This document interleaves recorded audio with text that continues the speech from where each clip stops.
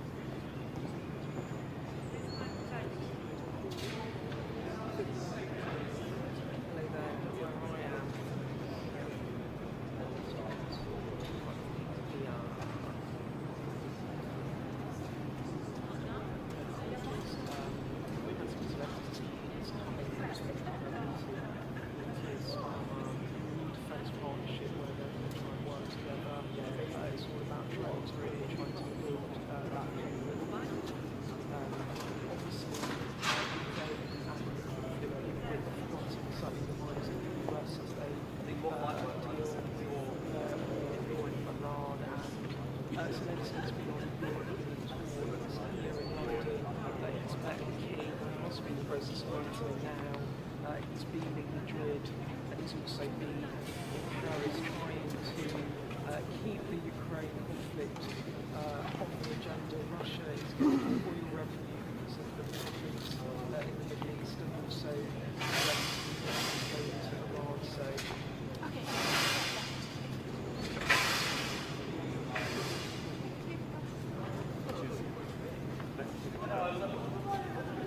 Behind you. Huh? Behind you. Okay, fine. Okay. It should be yes, just to finish that off. So obviously there's a question. Sorry. So yeah, just to finish off that thought, obviously the US is sending quite a lot of its munitions, obviously, to Iran. So Zelensky's really trying to keep Ukraine on the agenda and show solidarity here. Mark Rutte, the Secretary General of NATO, coming as well. But this is a really, really difficult time for Ukraine. So Zelensky's going to be here.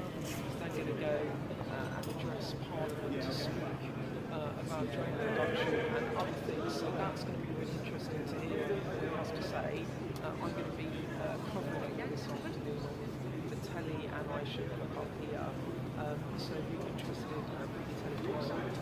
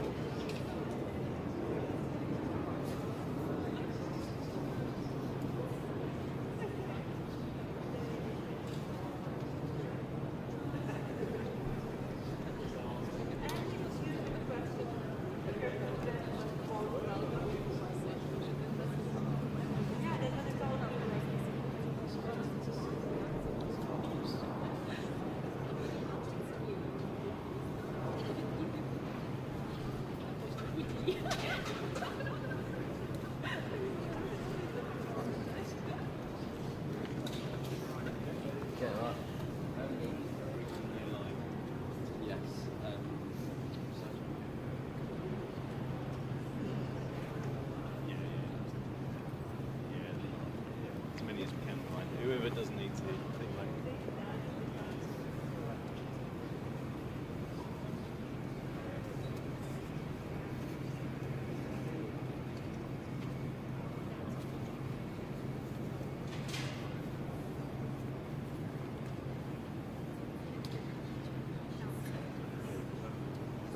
Yeah. I got told that. Oh, yeah.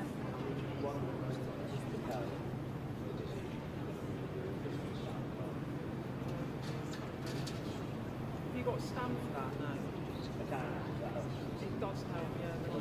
Yeah, if you don't mind.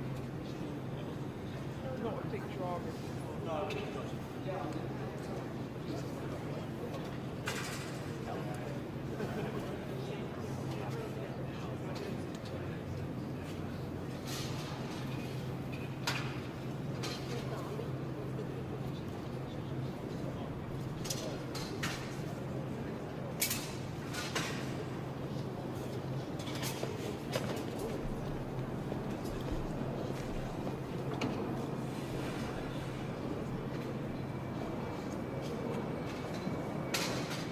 That's Charlie. Charlie, you're going to go that way, yeah? I reckon it'll be easier than where all those snappers are. Yeah, exactly. I reckon go there. Hello. Yeah, yeah. That works. Cool. Right. All good?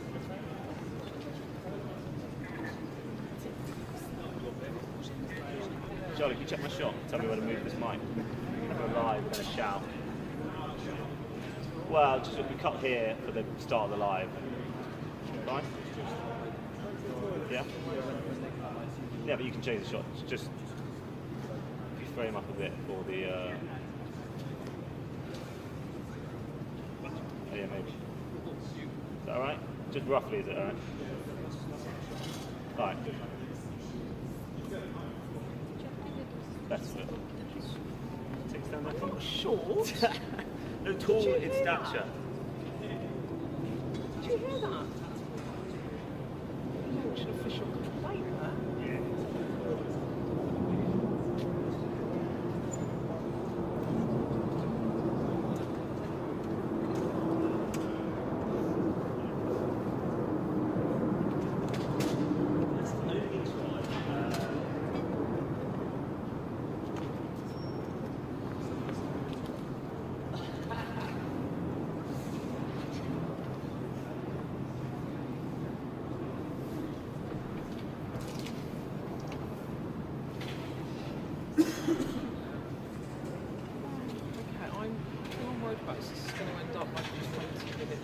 While I am asked endless questions.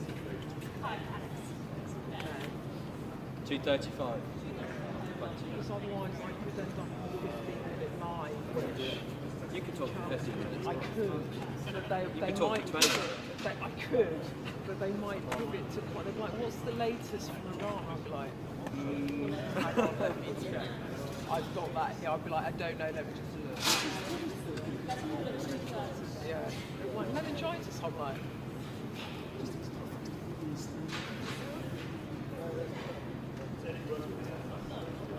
It's bad. Short, wrinkly here.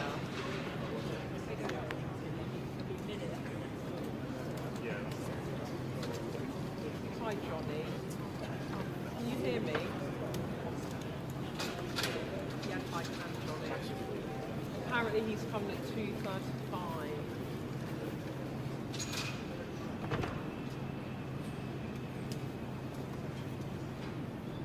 Oh, I think his team are coming up the street now. So there's someone in combat.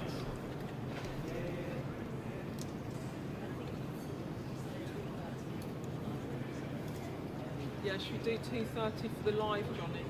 Well, look, they're coming in now.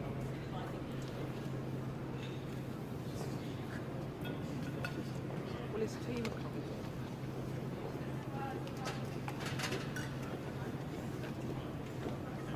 in. No, his team are coming in, not Zelensky. The officials are coming.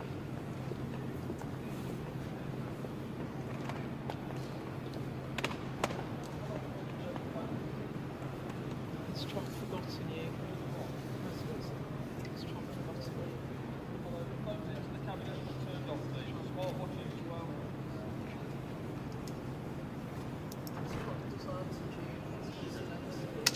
Maybe I won't shout at all. I'm going to get. Do I need to shout?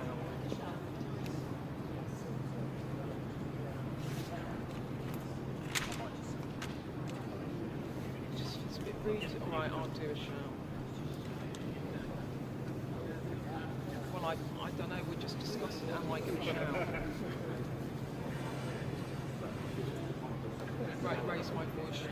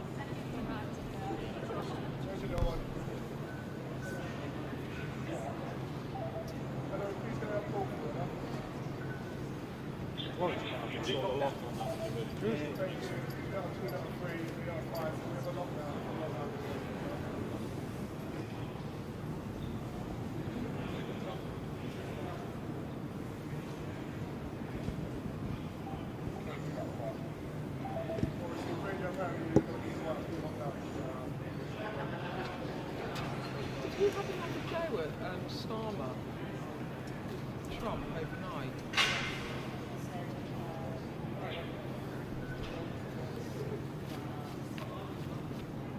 Was once the Rolls Royce, not anymore.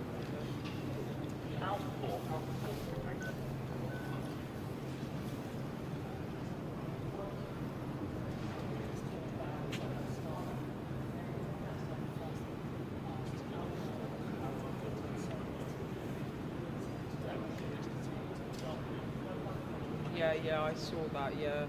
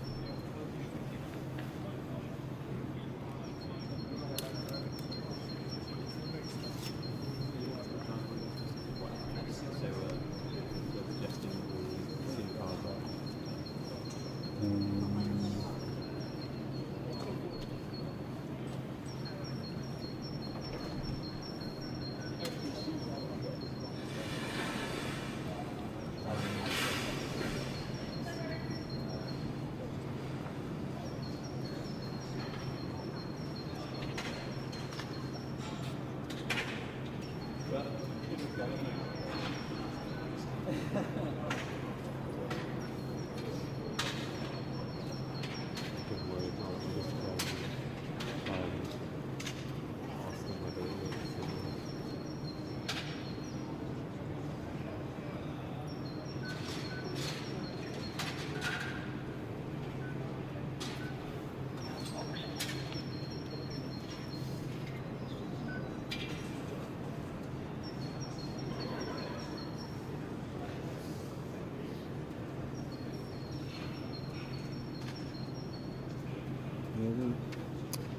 often forget on football summits at Olympics,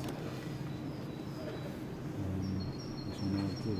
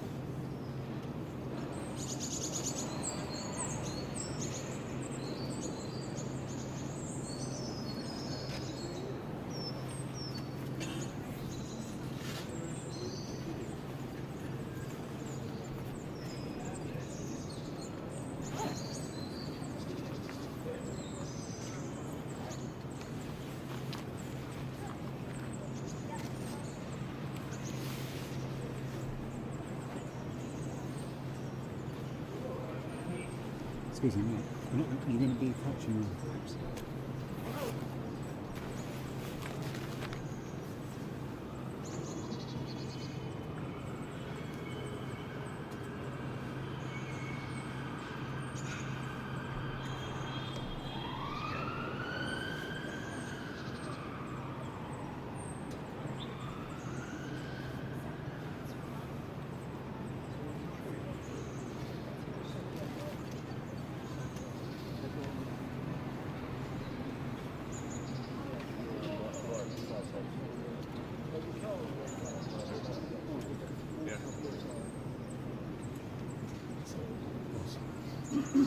Chief, so I'm live, so I can see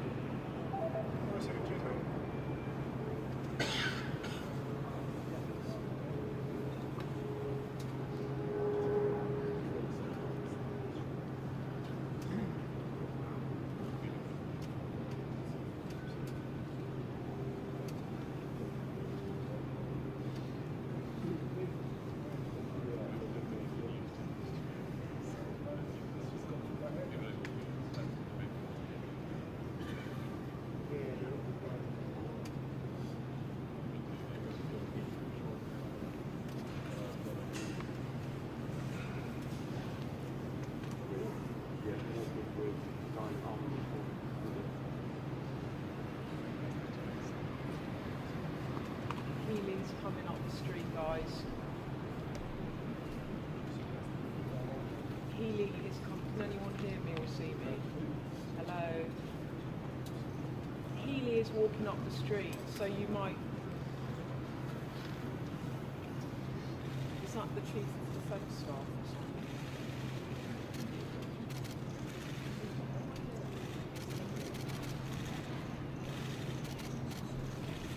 They're doing live with meningitis.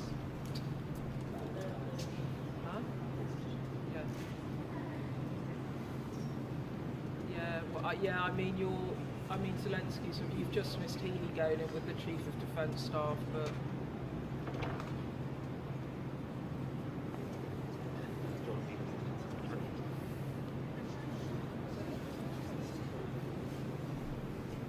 Yeah.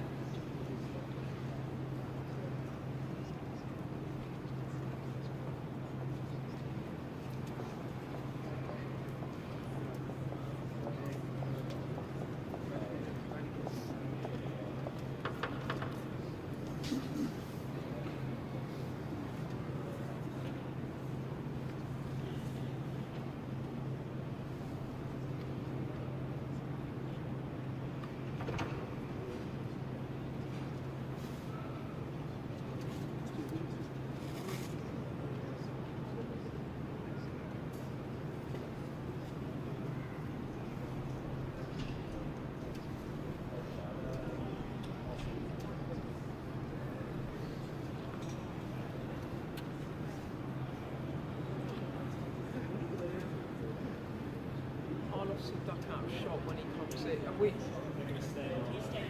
Okay.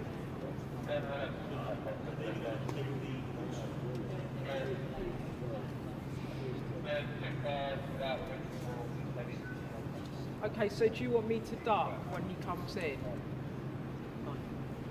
There's a delay on the shots or something. It's quite long. This live is very long. This is one of like. This is like my life, isn't it? No, it's good. It's meningitis. I mean, it's quite a lot. It's good live. It's a lot of information that we all need to know. So I'm not. It's kind of a mega story.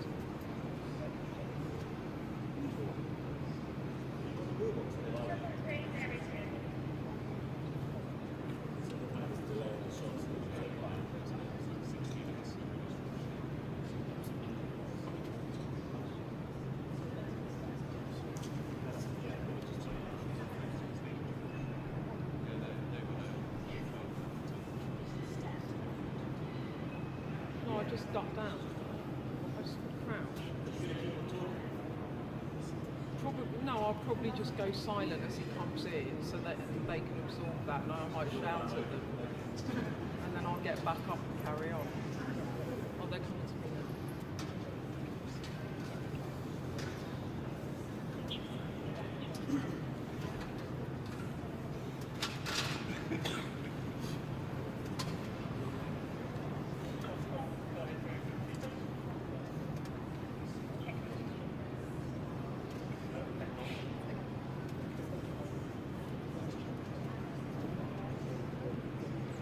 Yes, Jane.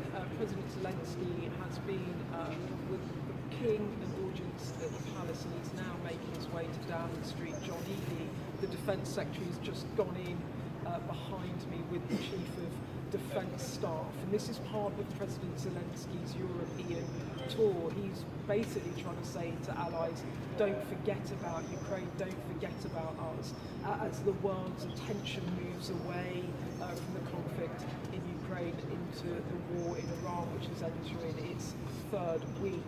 He will be here in Downing Street to meet the Prime Minister, where they will announce a new defence partnership. This is effectively about trying to manufacture cheaper drones, using, as the government puts it, Ukraine expertise with the UK's industrial base. So they're going to sign this declaration, and they also, the UK government is putting in £500,000 to fund an AI centre in Kyiv. But really this is quite a symbolic visit, I would say.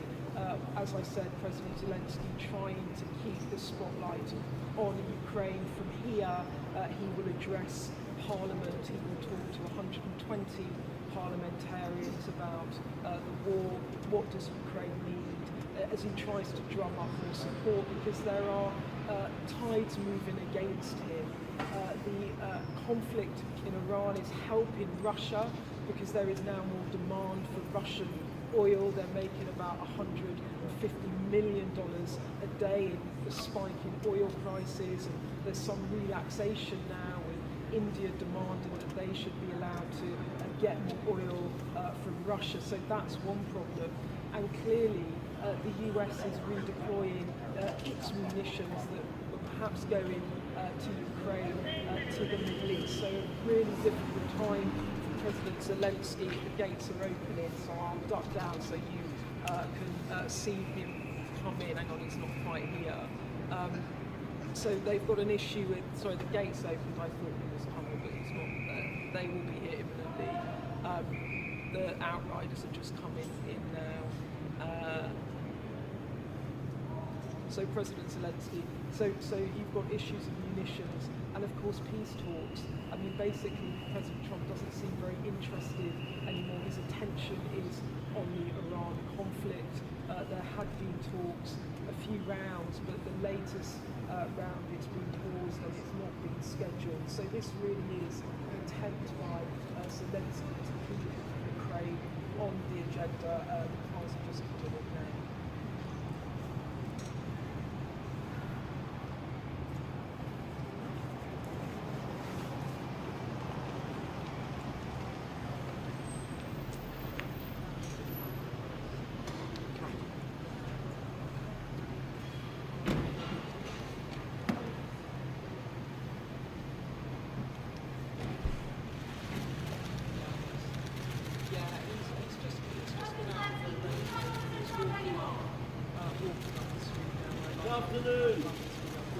President Zelensky, has President Trump forgotten Ukraine, sir?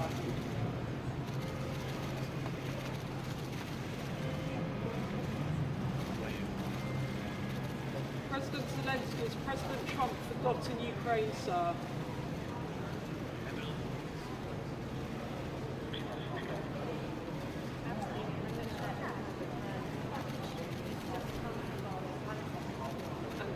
You saw there the embrace between these two leaders. It's how Keir Starmer has greeted Zelensky to number 10 before. They're going to go in there and have a conversation with the Defence Secretary about that emissions deal, and then he will be addressing Parliament. Rutte Rutte, who is the Secretary General of, I'll come back into shot now.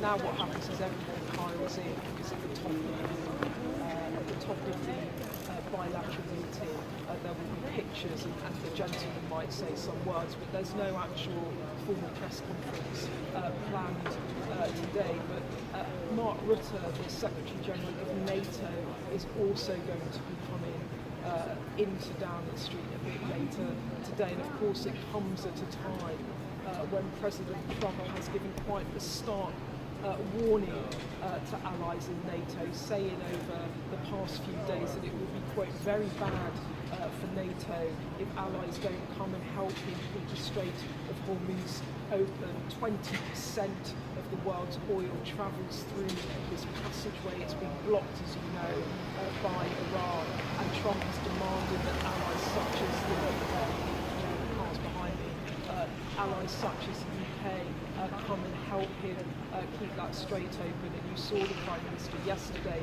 at a news conference saying that allies are working together to put forward a plan for Trump. But as for now, the Prime Minister resisting sending assets and ships to the strait, much to the irritation of President Trump.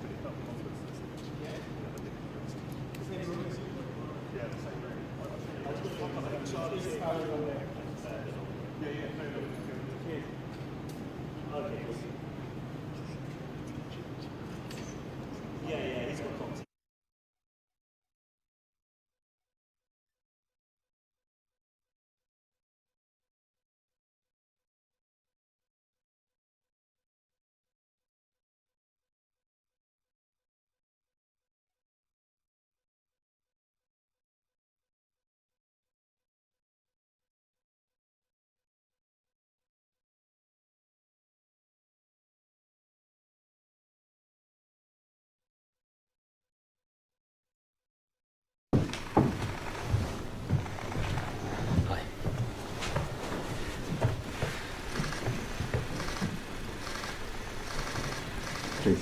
Thanks so much. Well, Vladimir, let me welcome you back to Downing Street. It's really good to have you through today, and let me start where I must start by paying tribute to the courage and resilience of the Ukrainian people. Over 4 years of this conflict, they've shown incredible courage, both on the front line and the civilians, day in, day out. And I hope you can convey to them again that the UK stands with them for as long as it may take. Our resolve is unbreakable and will remain that way. I think today, obviously, we've got a lot to discuss. I think it's really important that we're clear that the focus must remain on Ukraine. There is obviously a conflict in Iran going on in the Middle East, but we can't lose focus on what's going on in Ukraine and the need for our support there. And secondly, it's really important that we're clear and consistent that Putin can't be the one who benefits from the conflict in Iran, whether that's oil prices or the dropping of sanctions. It is really important that we keep up our resolve in relation to supporting Ukraine and doing everything we can to weaken the hand of Putin. So I look forward to discussing those and other issues with you. But you're very welcome here. Thanks so much. And it's great to have another chance to discuss these with you, my friend. Thank you very much, dear Keir. Thank you for invitation. We had thanks for your support and your personal efforts to help us. And thanks to UK that you stood with us all this so difficult winter. Yeah. We really had very difficult winter with God bless it in the past, but we can't just stay. We have to move very quickly, and of course I want to discuss about energy security. I want to discuss this topic with you, and also situation on the battlefield. I will share with you, but you know all the details, but some additional things. Also not to forget about our diplomatic efforts, negotiations, and where we are with the Americans and with Russians. We have to discuss this sensitive topic. Yes, and of course about Middle East, you mentioned it has big influence, I think, on Ukraine and on Europe. So thank you again for your support, and thanks to your people. Thank you.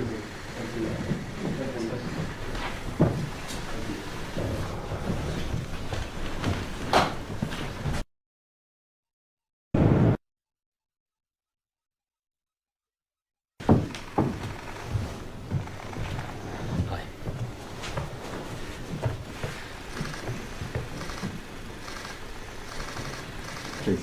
Thanks so much.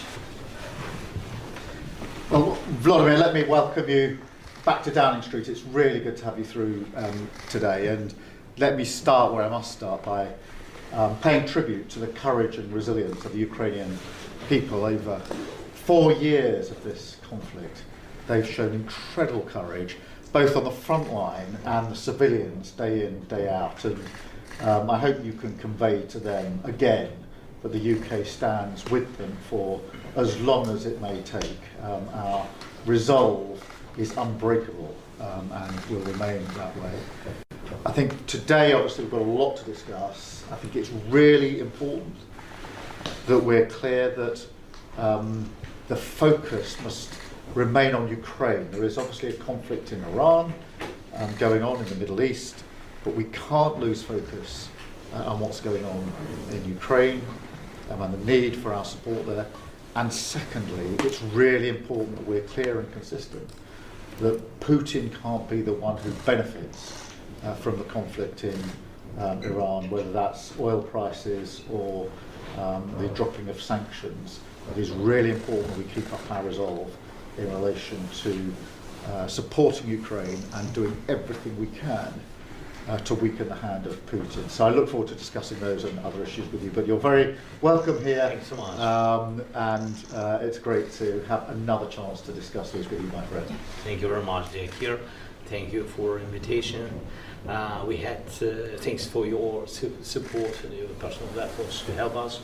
And thanks to UK that you stood with us all this so difficult winter. Yeah. We really had very difficult winter. God bless it in the past, but we can't just stay. We have to move very quickly, and of course I want to discuss about energy security. I want to discuss this topic with you, and also situation on the battlefield. I will share with you, but you know all the details, but some additional things. Also not to forget about our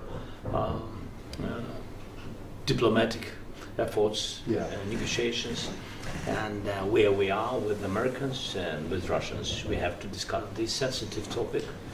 Yes, and of course about Middle East, you mentioned it has big influence, I think, on Ukraine and on Europe.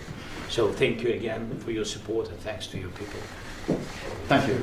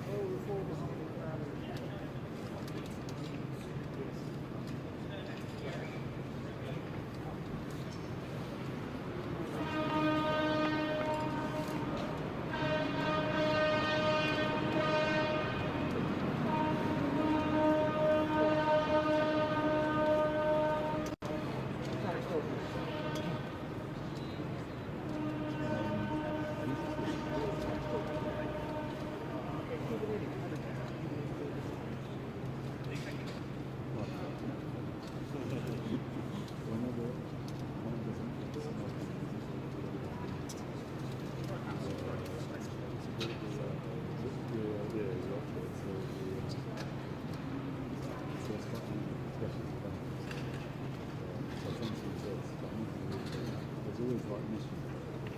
Like the autumn. They used to use it in manual way, military,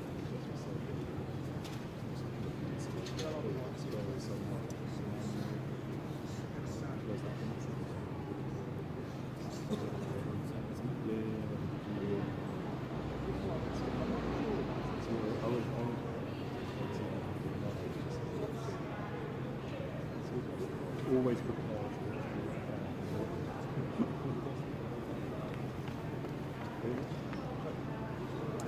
There basically seems to be a problem when, no is the answer, there seems to be a problem when there's two channels in use. But when I was testing it afterwards, it seemed okay, it's just loud.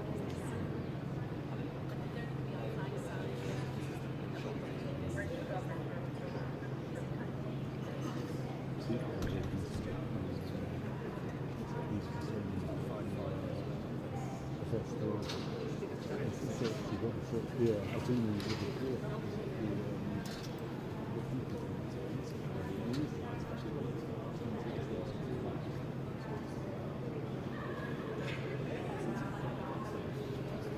Yeah, I use that with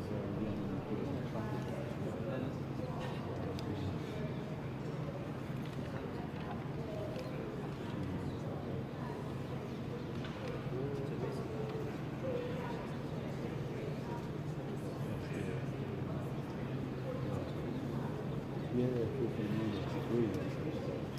I don't think to use it.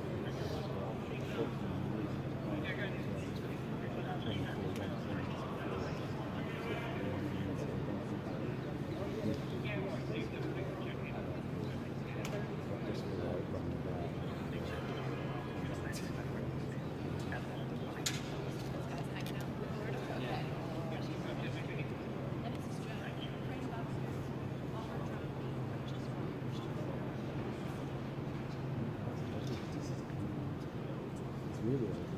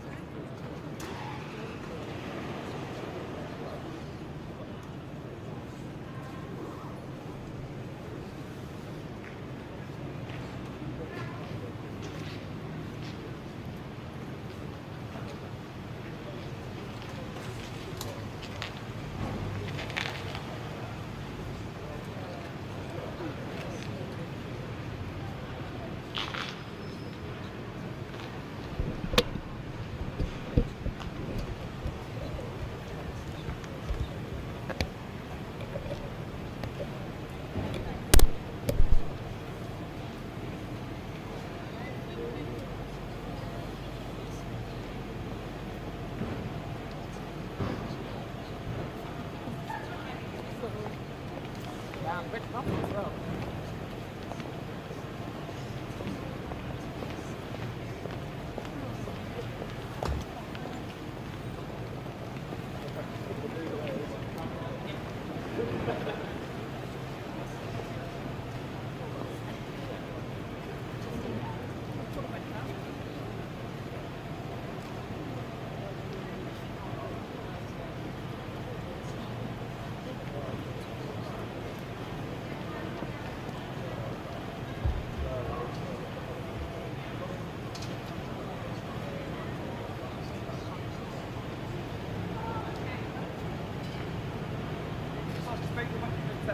Thank you.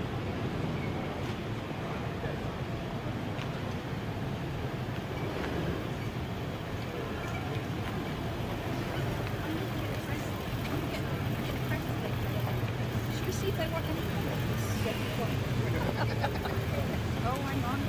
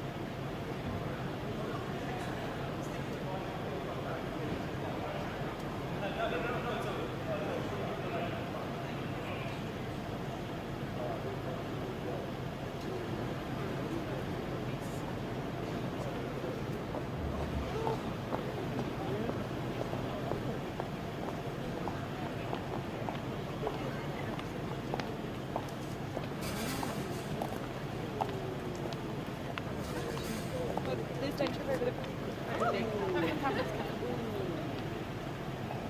Oh, careful with the camera.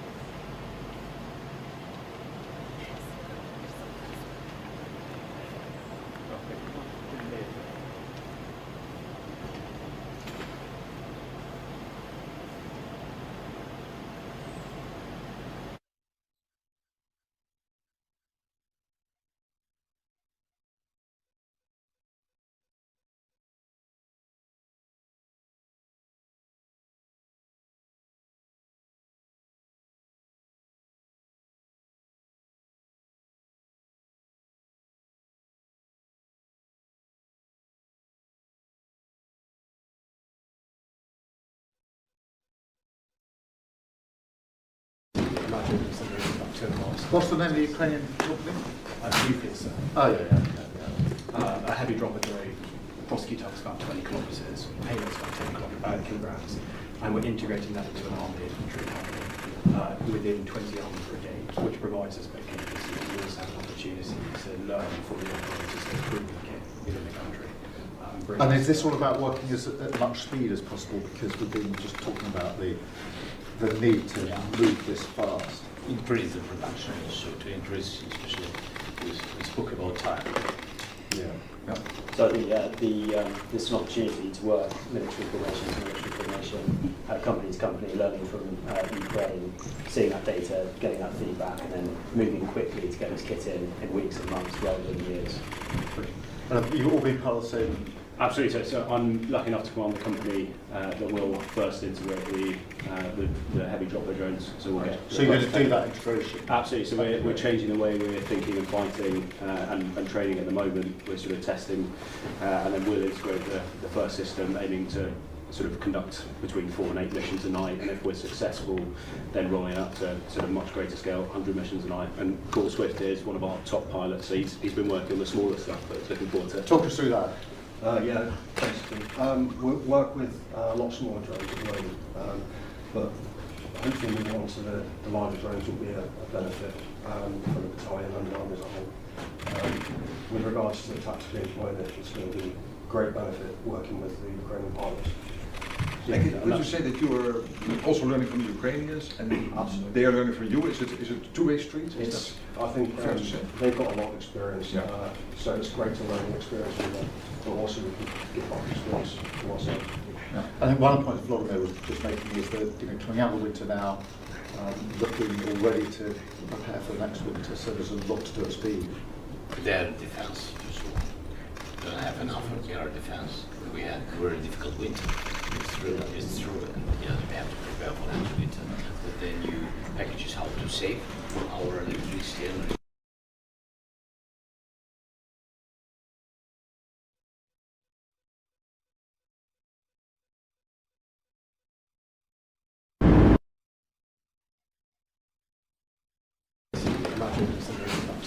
What's the name of the Ukrainian company? Nuclear, sir. Oh, yeah. A heavy drop of grade. Prosecutor was about 20 kilometres, payload was about 10 kilograms, and we're integrating that into an armed infantry company within 20 armed brigades, which provides us both capability and we also have an opportunity to learn from the operators that improve the kit within the country. And is this all about working at much speed as possible, because we've been just talking about the need to move this fast? increase the production, so to increase, especially we spoke about time. Yeah. So I think this is an opportunity to work military formation to military formation, company to company, learning from Ukraine, seeing that data, getting that feedback, and then moving quickly to get this kit in weeks and months rather than years. You've all been part of the same. Absolutely. So I'm lucky enough to command the company that will first integrate the heavy dropper drones. So we'll get. So you're going to do that integration? Absolutely. So we're changing the way we're thinking and fighting and training at the moment. We're sort of testing, and then we'll integrate the first system, aiming to sort of conduct between 4 and 8 missions a night, and if we're successful, then rolling out to sort of much greater scale, 100 missions a night. And Paul Swift is one of our top pilots. So he's been working on the smaller stuff, but looking forward to. Talk us through that. Yeah, basically. We work with a lot smaller drones at the moment, but hopefully moving on to the larger drones will be a benefit for the battalion and the army as a whole. With regards to the tactical employment, it's going to be great benefit working with the Ukrainian pilots. Would you say that you are also learning from the Ukrainians and they are learning from you? Is it a two-way street? I think fair to say? they've got a lot of experience, so it's great to learn the experience from them, but also we can give our experience to ourselves. I think one point Vladimir was just making is that coming out of the winter now, looking already to prepare for the next winter, so there's a lot to do at speed. Their defense, we don't have enough of air defense. We had a very difficult winter. It's true, and we have to prepare for that winter. But the new packages help to save our electricity and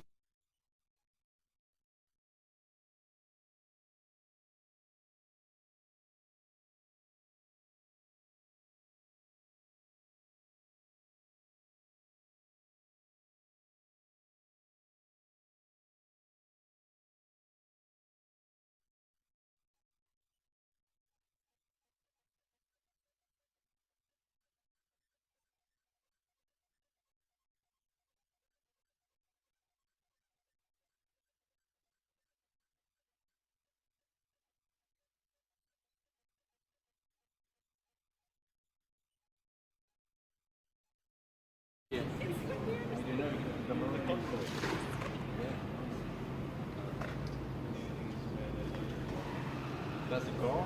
That's the good one. I don't know where specifically.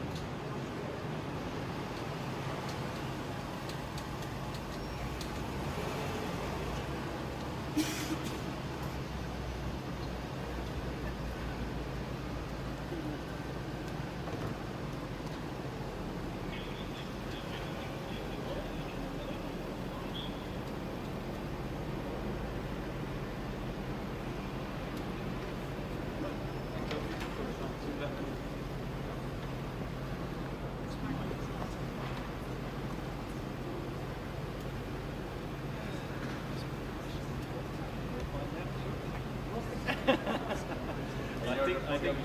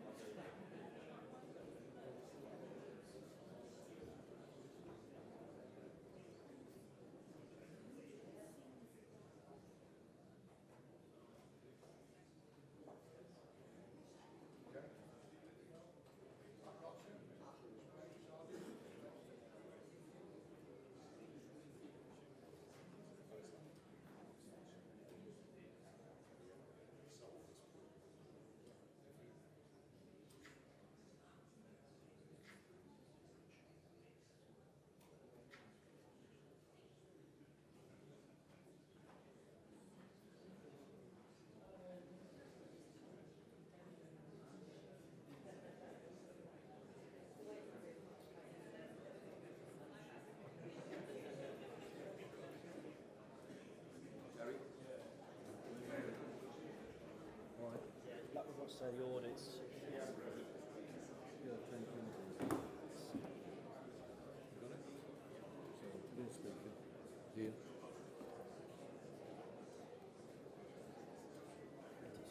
Don't speaker. Yeah.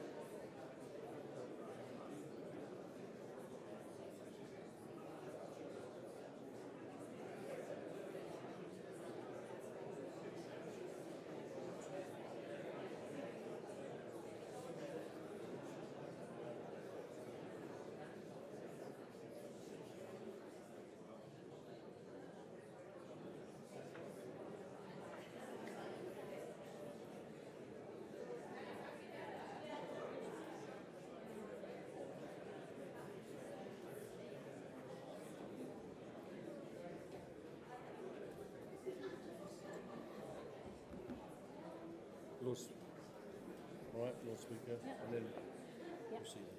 Thank you.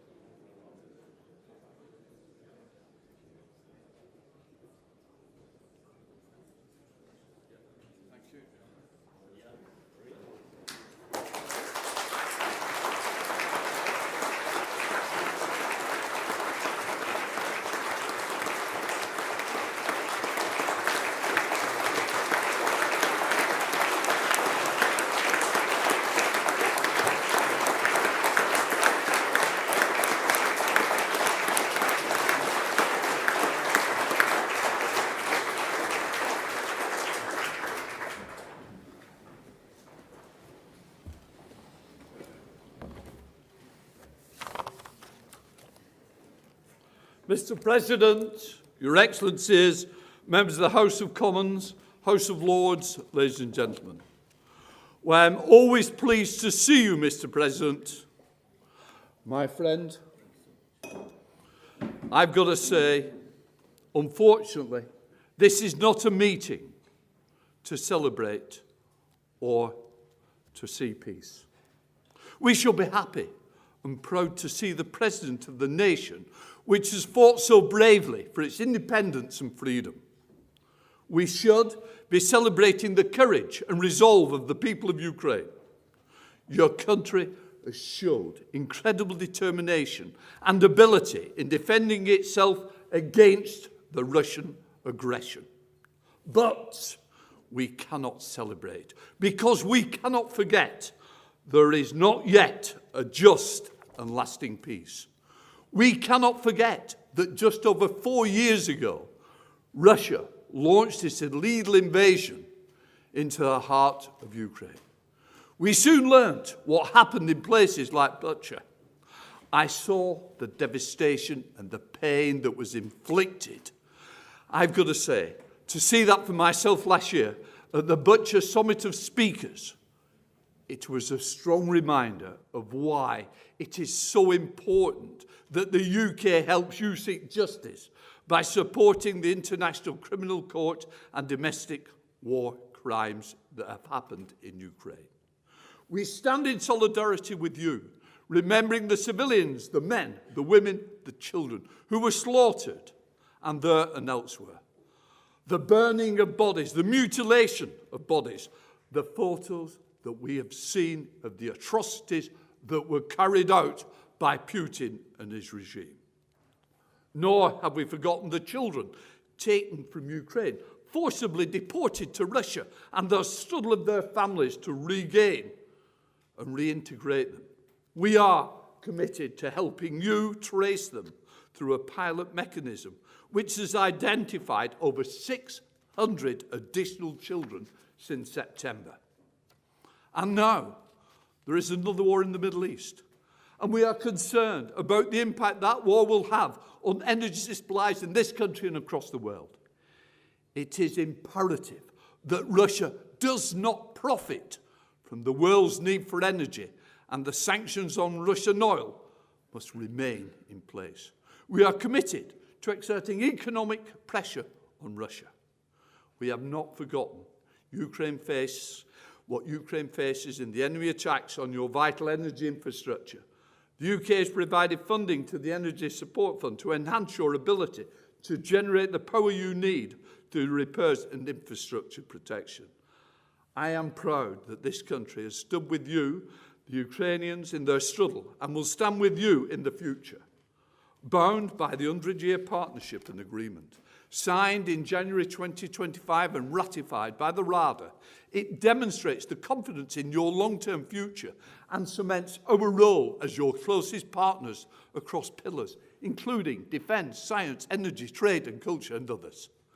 I am grateful that you, Mr. President, have repeatedly come to our Parliament, as has your wife, your Speaker and many members of Parliament, because it is not enough to read about things. The true understanding is when we get and hear your personal testimonies.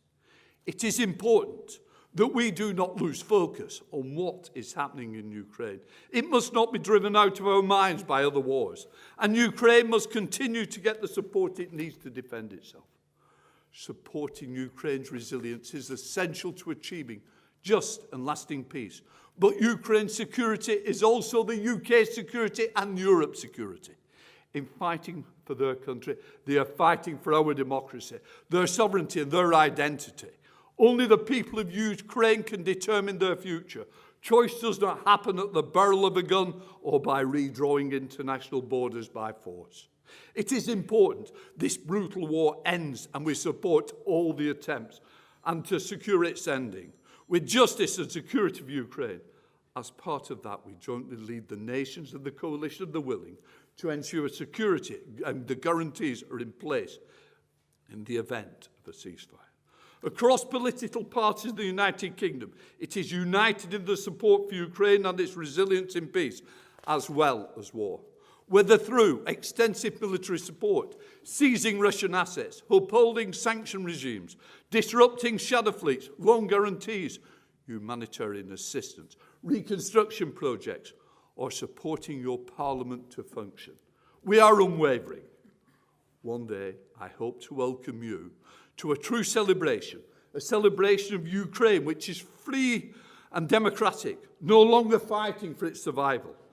Until then, it is such an honour to welcome you here again and to hear directly from you. We stand with you. Slava Ukraine! Mr. President, the floor is yours.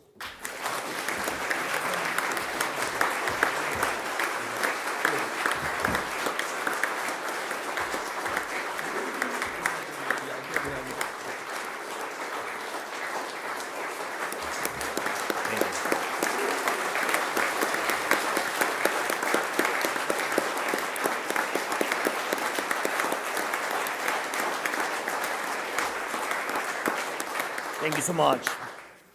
Thank you very much, Lord Speaker, Mr. Prime Minister, dear Keir, Mr. Secretary General, dear Mark, dear members of Parliament, dear journalists, ladies and gentlemen. Thank you for all your attention to us, to Ukraine, and for the support that Britain and the British people have given us since the start of Russia's full-scale war. Together, we have saved many, many lives, and we can save many more. Now, among Ukrainians, trust in the United Kingdom is one of the highest compared to all our partners, and it's absolutely well-deserved. It comes from your support, your leadership, and your cooperation with us. When Ukrainians think of Britain, they know they can trust it, and I thank you for that. Thank you.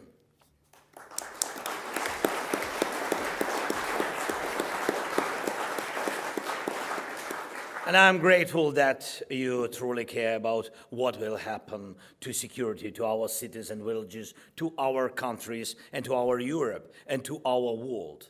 We are another generation that must think about what comes next for the world. This means we are already in history, but it's up to us whether history stops with us or continues as human history. Not AI, not drones, not anything like that. Will this still be a world where people live above the ground, under the sun, not underground, under concrete just to stay safe? It's up to us to decide, and we're here in this great building of the British Parliament, calm and safe not in a shelter. On your way here, you saw 3 branches over the streets, not protective nets against FPV drones. And all of us here worry a little about having fast mobile internet or Wi-Fi nearby, not about whether strong mobile air defense teams are on duty close to us. This way of life, open space, normal streets, normal buildings, not underground, feels so simple, so familiar, as if it has always been there. It's almost impossible to imagine it ending. But what guarantees that it will continue? Only our determination. The world has entered a completely new time, a time of drones, a time of AI. This means the evolution of weapons, the evolution of war, and the evolution of crime. No one can predict where this evolution will lead, but we must keep up with it, and even more, we must stay ahead of it. People want certainty, and it is always the strongest demand any society makes of its leaders. People want to know what tomorrow will bring, and people want to believe that tomorrow for their children, for their families, will be at least no worse than today for them. And when they don't see a future, people begin to support those who reject everything, offering something entirely different, something that can break the very foundations of society. So we must have an answer that tomorrow will be at least safe. And this is the foundation. Without security, there is no strong economy, and there are no social services and truly work, and no real hope for a normal life for our children. And this is our duty, the duty of this generation of leaders who are acting now. We must deliver real security, safety on the streets, safety at home, the protection of our culture, and real respect for the rights and security of our people, and national security proven by war. Ladies and gentlemen, right now, there are 201 Ukrainians in the Middle East and Gulf region, and another 34 are ready to deploy. These are military experts who know how to help, how to defend against Shahid drones. Our teams are already in the Emirates, Qatar, Saudi Arabia, and on the way to Kuwait. We are working with several other countries. Agreements are already in place. We do not want this terror of the Iranian regime against its neighbors to succeed. And I sent these military experts at the request of our partners, including the United States. In fact, this is a part of drone deal we proposed to the United States, which we worked on together and which is still on the table. And we are ready to offer similar deals to all our reliable partners, from practical cooperation on drones to future defense alliances. And I don't think anyone would want to leave Ukraine's war-proven strengths and capability outside their security. If someone does, it wouldn't be wise. The United Kingdom sees these opportunities clearly. Our agreements are always solid, and I am glad that today we have signed a declaration with the Prime Minister. Thank you very much, Keir.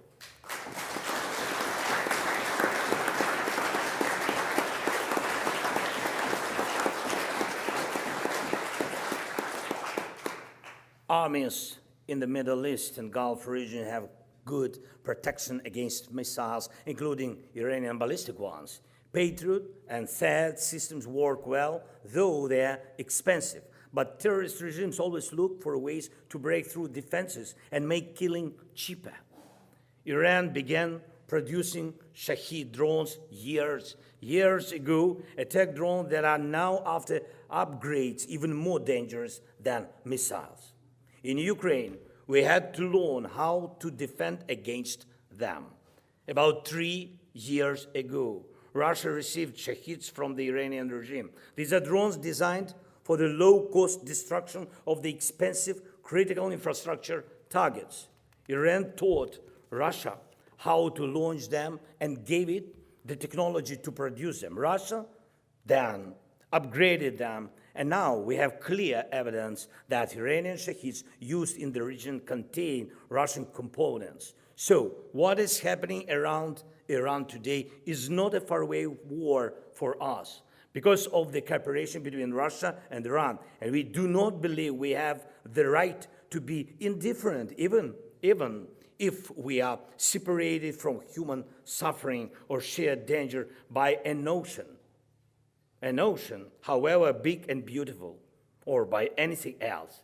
Ballistic missiles can strike at thousands of kilometers. Drones can do the same. But if evil wins, the evolution of war will cross any distance on Earth. No ocean will help, no desert, no mountains. That is why it is worth helping protect life.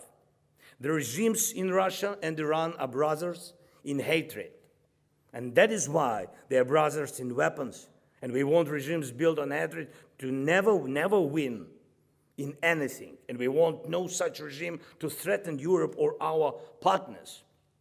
Can we just live alongside regimes like this?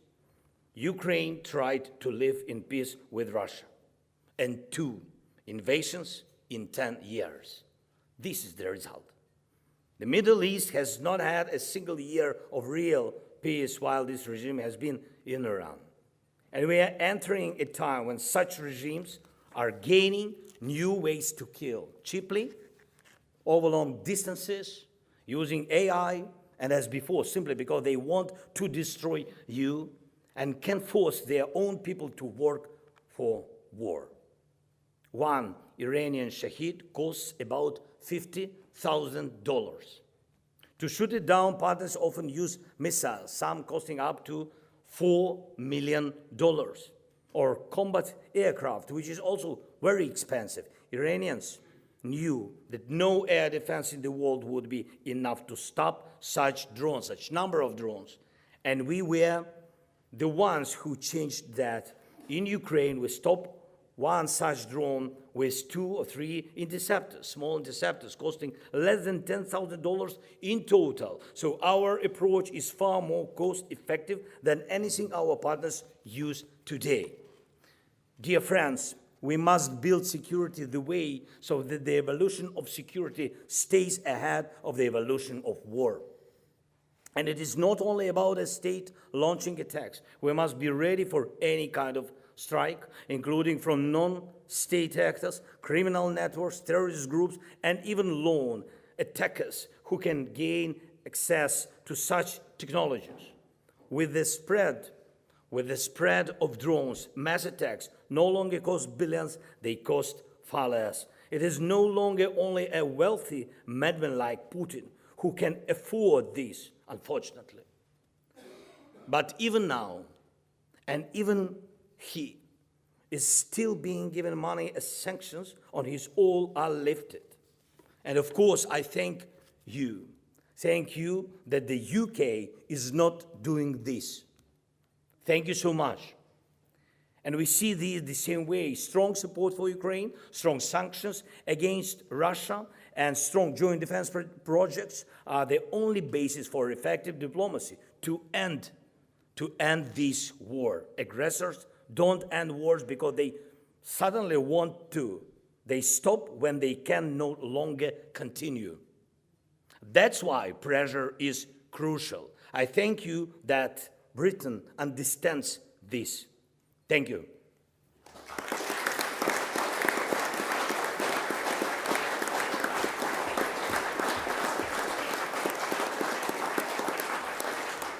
Right now, I have proof that the evolution of security can be fast and cheaper than old defense systems.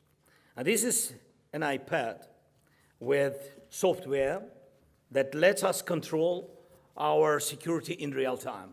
It's true. We have these iPads. I have one.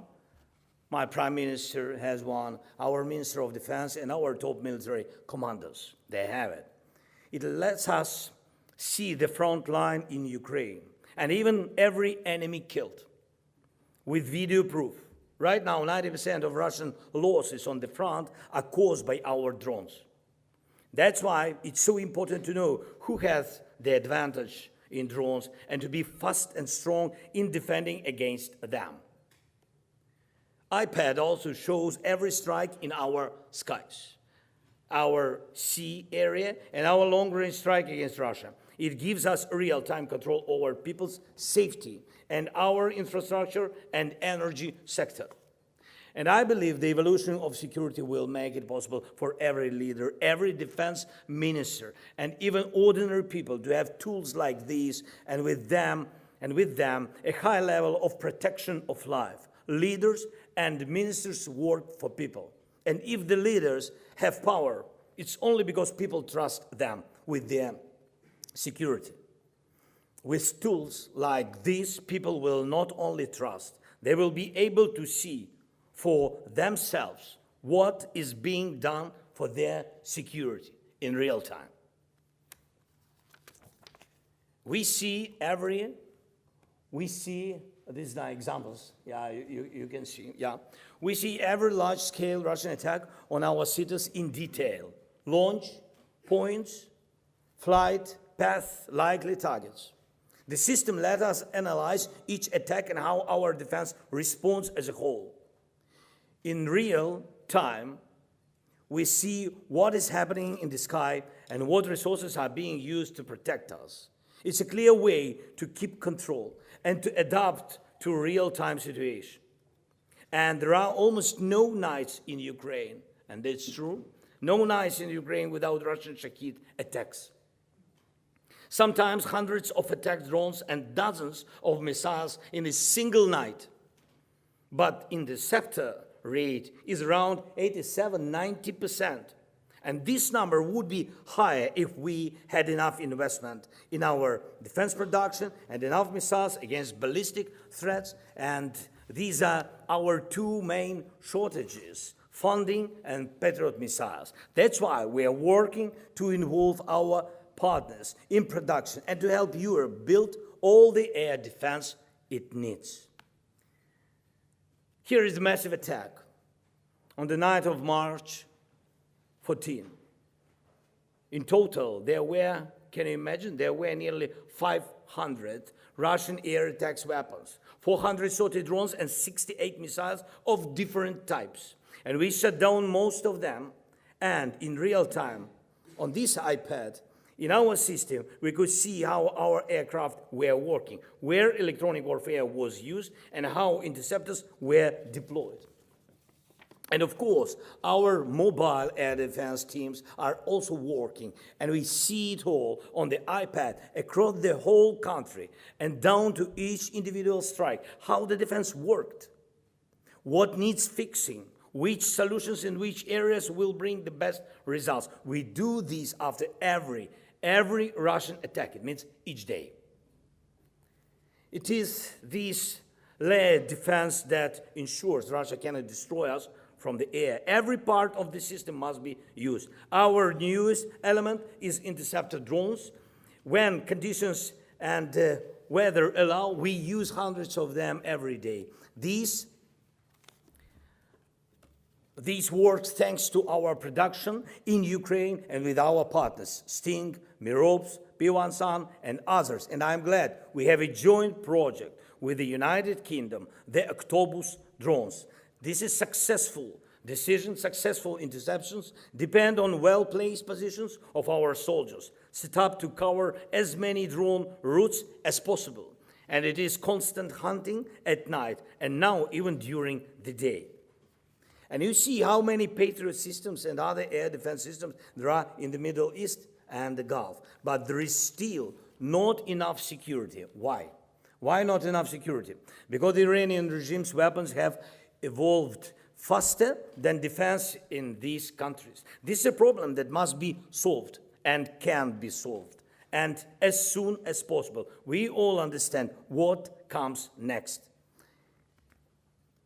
AI is already in many devices we use every day. Soon almost everything will run on it. And weapons will too, becoming even more deadly because they will act faster than any human. By building protection against today's weapons, by investing in the evolution of security, we are also preparing for the weapons of tomorrow.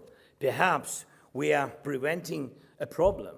And if the war has stopped Putin back in 2022, we would not be thinking today about how to defend against drone warfare. Without his war against Ukraine, the world might have avoided mass drone warfare, cheap and deadly, for many, many years. And if together with partners in the Middle East we build a system like Ukraine, they will be able to track attacks from Iran or from the Houthis in real time, analyze them, keep improving their defense, giving people critical infrastructure and trade routes real security. Today, just a few Shaheeds can disrupt oil shipments at a scale that affects entire regions, or destroy desalination plants and hit millions of people in the most painful way. The cost of living is rising everywhere, and terrorists around the world are learning what they too can do. And we all know the solutions that can prevent this. Some may think it is enough to just buy interception and protection is guaranteed, but it's not that simple. The key is the system. The system matters.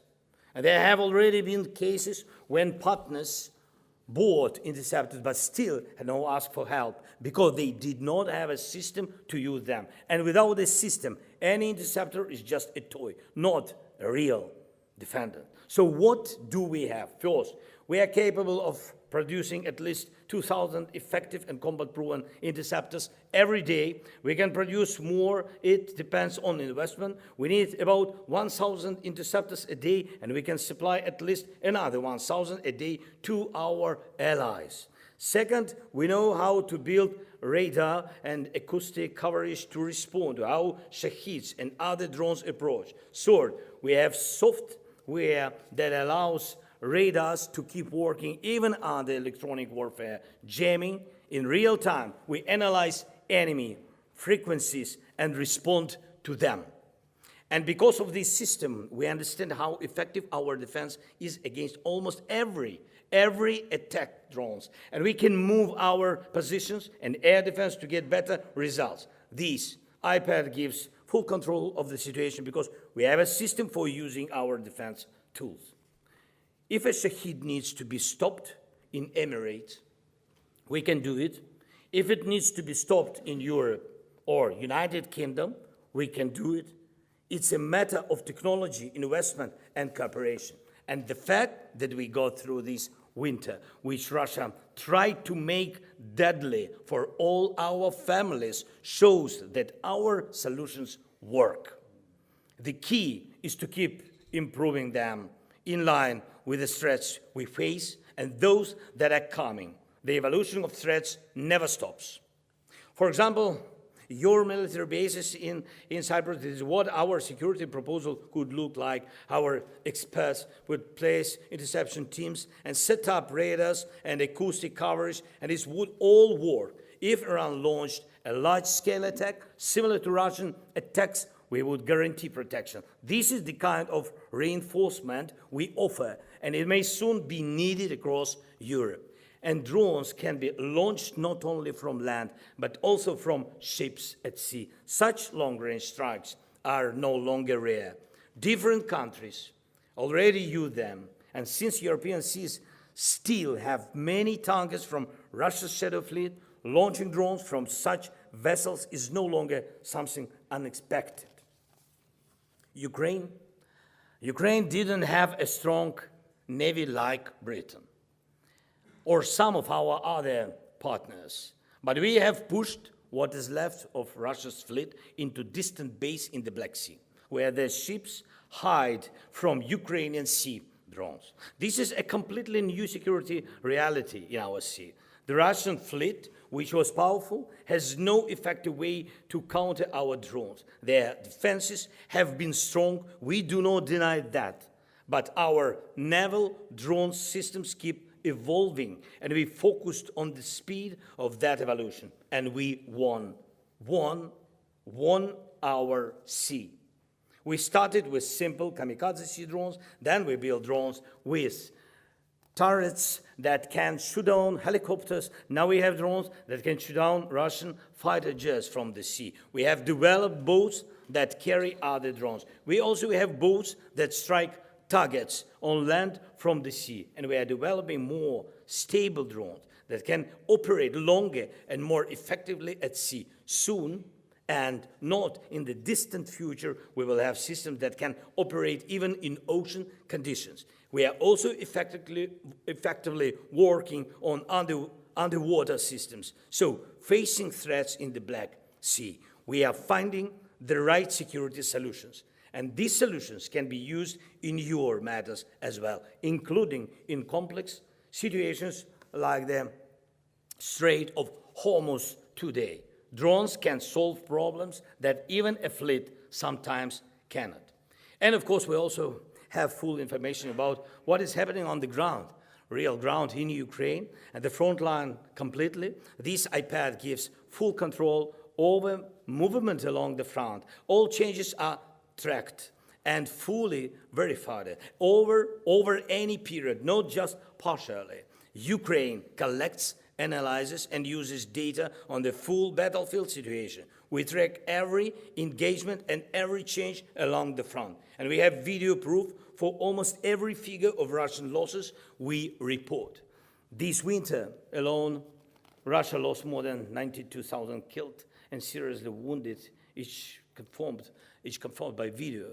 So these are people who will not return to the battlefield. This is the first example in the world of full digital tracking of war.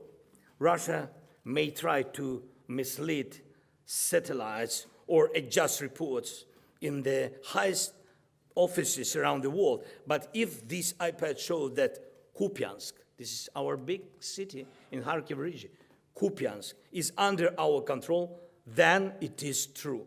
If it shows that in the past 30 days we have regained more territory than Russia has taken, then it is true. Clear numbers, clear positions on the map. And without this kind of digital tracking and without a system to collect and analyze real battlefield data, it's impossible to fight a modern war effectively, defend your country, manage a wartime economy, or understand the cost of peace when this aggression is stopped and real security is guaranteed. Ladies and gentlemen, our belief that we can stop even a much stronger enemy and guarantee real independence and real security is not something abstract.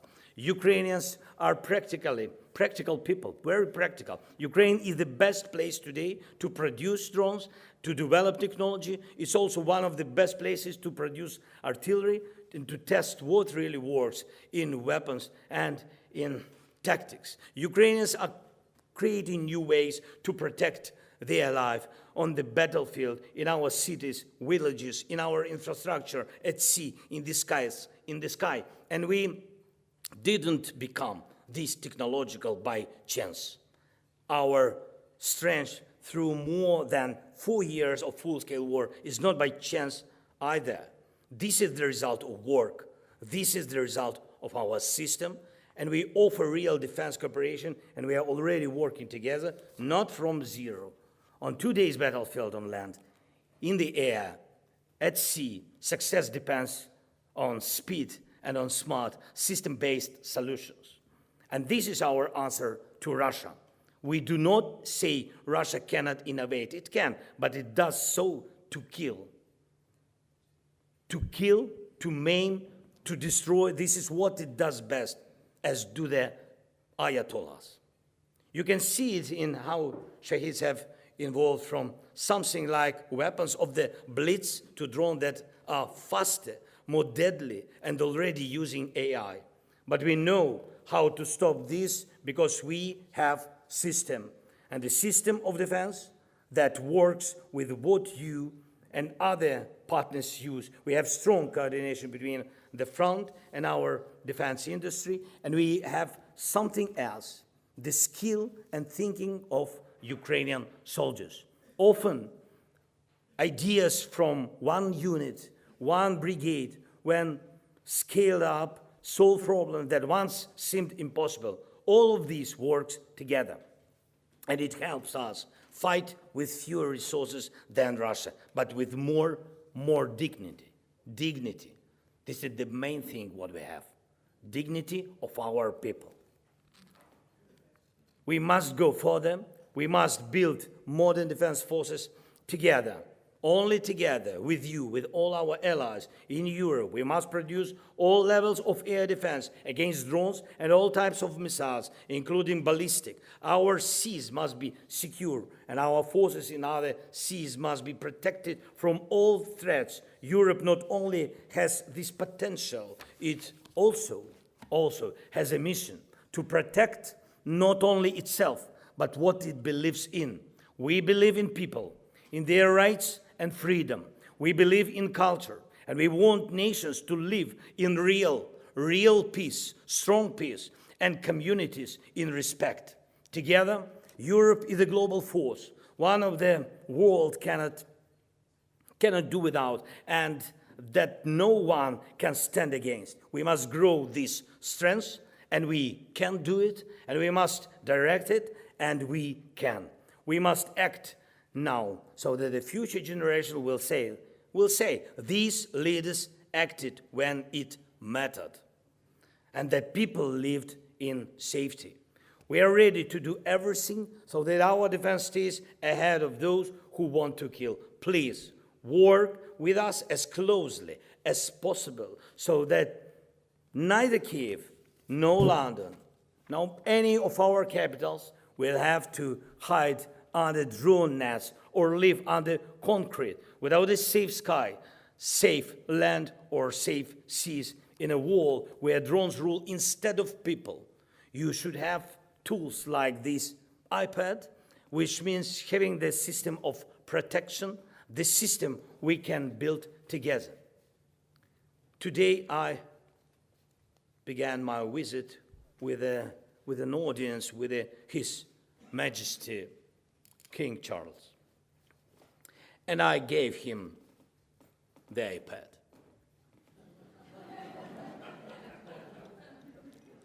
Really, like this, as a sign of respect and gratitude, and to strengthen our cooperation with the United Kingdom, with your great country.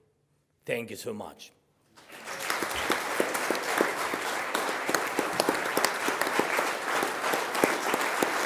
Are you going to, am I just going to do Just one. Yeah. 1/10. It was too long, sorry. But I have 1/10. Just, sorry, one sentence. Yeah. And His Majesty asked, me if I had another iPad. I said, I only have my own left, and I can't give that up. And His Majesty said he would share it with the Prime Minister. Thank you so much. I just want to thank you. Thank you so much. Too long, yeah? No. Sorry. Can I give you a speech? On this floor? Thank you.